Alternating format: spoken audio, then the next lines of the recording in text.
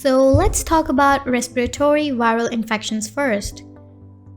They're basically influenza type A viruses, influenza type B viruses, and respiratory syncytial virus related infections. They can be treated in using three kinds of drugs, and they're understood by their mechanism of action.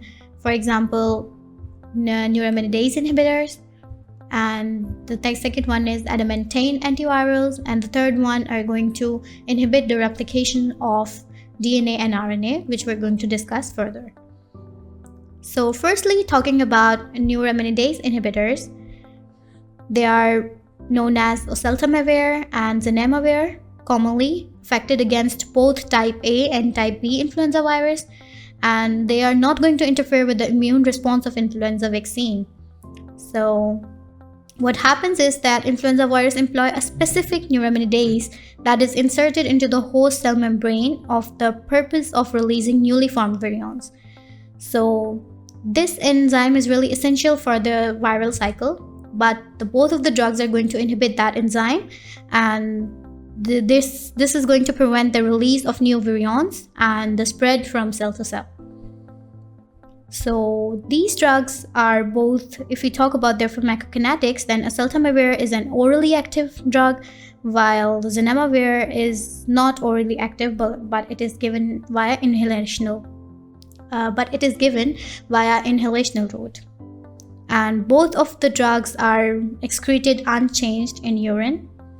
And if we talk about their adverse effect, the most common related to oseltamivir is GI discomfort and nausea. And if we talk about zanamivir, we know that the route of administration is inhalation, so it may cause the irritation to the respiratory tract. And the mutation in this enzyme, neuraminidase enzyme, is going to, affect overall the activity of oseltamivir and zanamivir. So next we're going to talk about adamantane antivirals. So their spectrum is limited to influenza A type infections only, and the drugs include amantadine and rimantadine. And both of the drugs are going to inhibit the M2 protein, viral M2 protein, that blocks uncoating of the virus particle and prevent it from viral release within the infected cells. So basically what it does, it's the inhibition of M2 protein. So if we talk about the pharmacokinetics of them, both of them are well absorbed by oral route, and amantadine distributes throughout the body and readily penetrates into the central nervous system, whereas rimantadine does not cross the blood-brain barrier to the same extent, but it also crosses blood-brain barrier somehow. Amantadine is primarily excreted unchanged in the urine, and dosage reductions are needed in renal dysfunction. And rimantadine is extensively metabolized by liver, and both the metabolites and the parent drug are eliminated by the kidneys.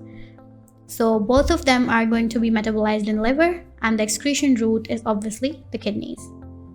And their resistance can also develop very rapidly. So you need to keep that in mind, that resistance has been shown to result from a change in one amino acid of the M2 matrix protein. So that is a deep knowledge. So you must remember that as well if you want to.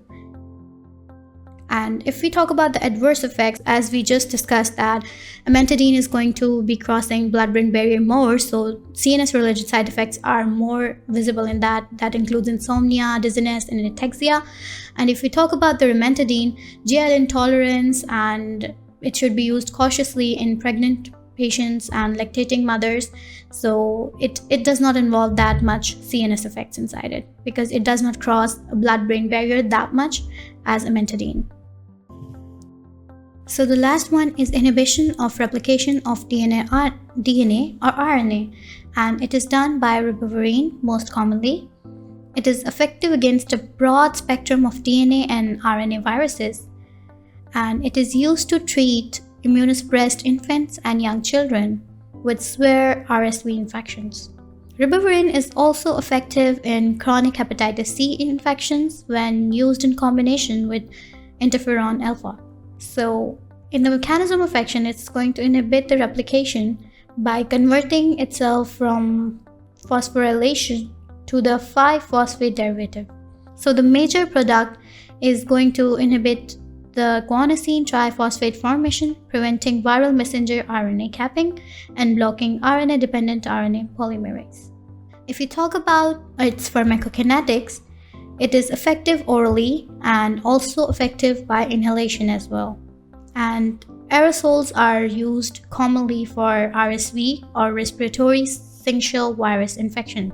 Its absorption is increased if it is taken with a fatty meal, and its metabolites are eliminated in urine.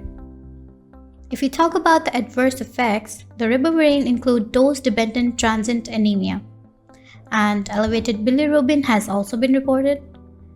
And the aerosol may be safer, although respiratory function in infants can deteriorate quickly, and ribavirin is contraindicated in pregnancy. So that was all about the drugs that are used to treat respiratory viral infections. Stick around with us as we're going to discuss hepatic viral infections next.